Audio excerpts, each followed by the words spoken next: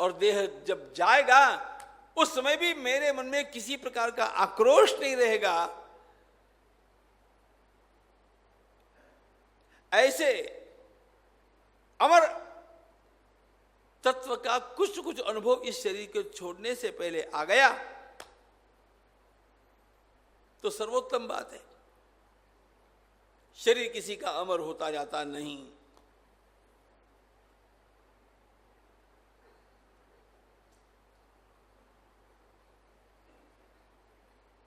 वही लोग इस प्रपंच में पढ़ते हैं जिन्होंने देह को सर्वस्व माना।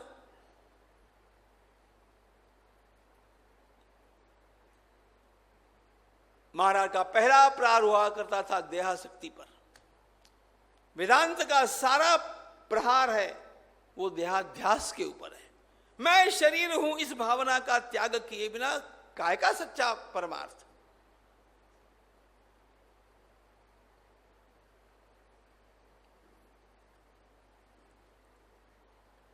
परमार्थ की बात करना, वेदांत की बात करना और देह को सर्वस्व मानना यह विसंगति है।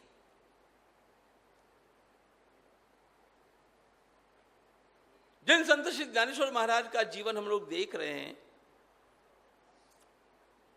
अपराह्न में उनके समाधि प्रकरण तक जब आएंगे तब आएंगे। लेकिन आप सब लोगों को इस बात का तो पता है कि महाराज जब 22 वर्ष के थे, 22वां चल रहा था, 21 पूर्ण थे, 22 वर्ष 5 महीने, गलती हो गई, 21 वर्ष 5 महीने, इस अवस्था में महाराज ने समाधि ली। जाकर के आरल्दी की समाधि गुफा में बैठ गए। कभी कभी हमारे यहां पर लोग चर्चा करते हैं, विद्वान लोग,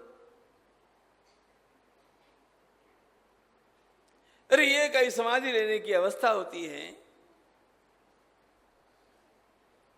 और भी वे भूतल पर रहते तो कितना बढ़िया होता, लोगों का कितना लाभ होता। एक दिन ऐसे ही हम चर्चा में बैठ गए। मैंने कहा क्या लाभ होता बोलो। नहीं, ज्ञानेश्वरी जैसा और भी तो ग्रंथ वो दे सकते थे ना। मैंने कहा एक ज्ञानेश्वरी बस है ना, उतनी पढ़ लो, उतनी तो पढ़ते नहीं, उसमें तो मन लगाते नहीं। आर्गुमेंट चलता है दीर्घायु होना चाहिए, काय को होना चाहिए, हम शरीर ही नहीं है ना। महाराज ने 10 ज्ञानेश्वरी लिखने से जो काम नहीं हो सकता था वो काम 22वें वर्ष में समाधि लेकर के कर दिया। शरीर को सर्वस्व मत मानो, ये देह जाएगा, ये जाने के लिए आया मिला है, इसलिए जागो। इस देह के जाने के पूर्व अपनी तैयारी कर लो। इस देह के साथ जितनी अपनी आसक्ति है एक एक एक एक एक, एक रस्सी को तोड़ दो। बॉडी इज नॉट एवरीथिंग, सारा बंधन ये है।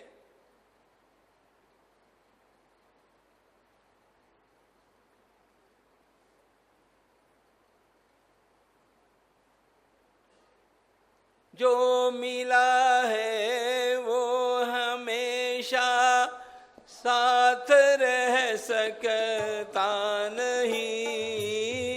जो मिला है वो हमेशा पास रह सकता नहीं। कब बिछुड़ जाए ये कोई राज कह सकता नहीं। कब बिछुड़ जाए ये कोई राज कह सकता नहीं। जिंदगानी का खिला मधुबन किसी का है दिया। जिंदगानी का किला मधुबन किसी का है लिया। मैं नहीं, मेरा नहीं, यह तन किसी का है दिया। मैं नहीं, मेरा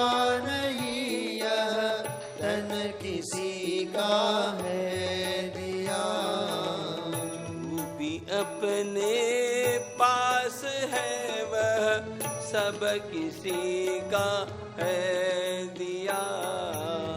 जो भी अपने पास है वह सब किसी का है दिया।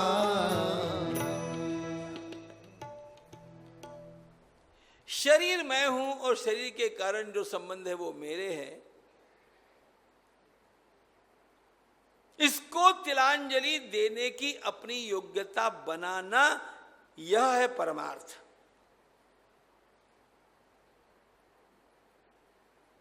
और यही सत्य है। एक दिन मुझे व्हाट्सएप पर एक बड़ा अच्छा मैसेज आया। आज तक के जितने मैसेज मुझे मिले होंगे उसमें वो सबसे अनमोल है। And I was wonderstruck. वो मेरे लिए कोई नई बात नहीं थी, but it said so beautifully.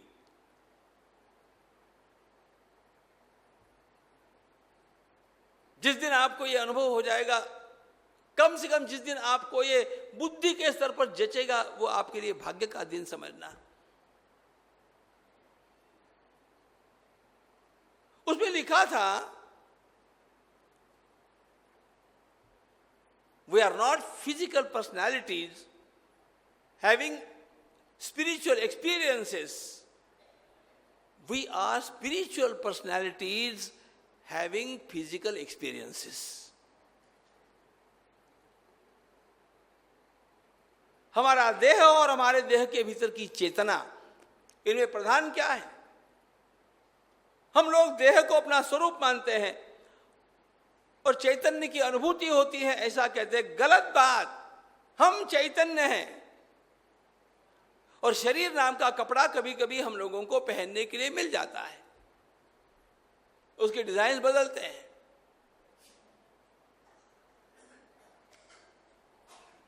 इस समय ये ह्यूमन बॉडी नाम का चोला मिल गया। अच्छा कर्म करेंगे तो अगला चोला और भी इससे कुछ बढ़िया मिलेगा। और पशु जैसा ही कर्म करते रहेंगे तो पता नहीं यहीं पर जन्म लेकर के आएंगे और कोई निम्न श्रेणी का जन्म लेंगे। Essentially we are spiritual beings, we are the spirit. महाराज कहते ये समझो, ये क्या बॉडी के पीछे पड़े हैं। इसलिए एक बात और आपको बतलाता हूं, मुझे सारे संतों का, आप लोगों को धन्यवाद है कि आपने मुझे संत कथा कहने के लिए कहा। इतना लाभ और किसी भी कथा में नहीं है, ध्यान रखना।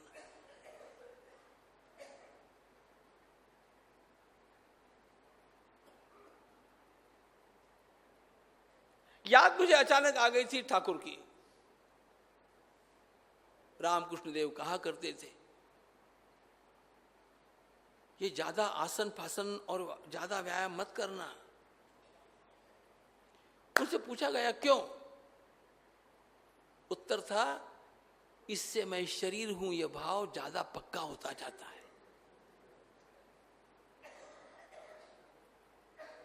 He is very right.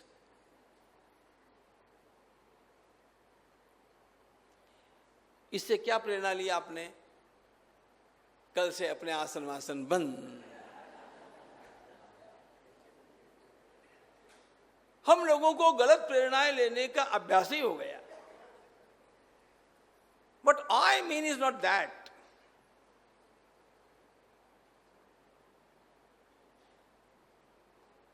फिर आसन वासन बंद करने की यदि प्रेरणा आपको मिलती हो तो पहले भोजन बंद करने की प्रेरणा भी मिलनी चाहिए। महात्माओं के कथन का तात्पर्य ध्यान में लेना।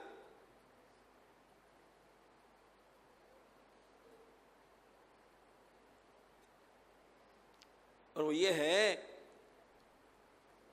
कि योग केवल फिजिकल बात नहीं है। योग ने भी स्वयं यही कहा है। महाराज का साधुबोध मैंने पूरा पढ़ा नहीं आपके सामने, उसमें यही प्रश्न है योग के बारे में। योग करके भी मूर्ख कौन? अभी आज नहीं बतलाएंगे, कल देखेंगे। मूल बात यह है कि महाराज ने ये थियोसॉफी और ये खेचरी मुद्रा और ये अगड़म बगड़म जितने भी सारे मत उस समय चले थे, इन सब का खंडन किया, स्वच्छ किया, जितनी आवश्यक है उतनी ही आलोचना की और उसके जाल में फंसे हुए इन युवकों को बाहर निकाल लिया। और ये सारे के सारे धर्म के प्रेमी बन गए, योग के अभ्यासु रहे और स्वयं शास्त्रों में विश्वासी बने, भारतीय संस्कृति के पोषक बन गए।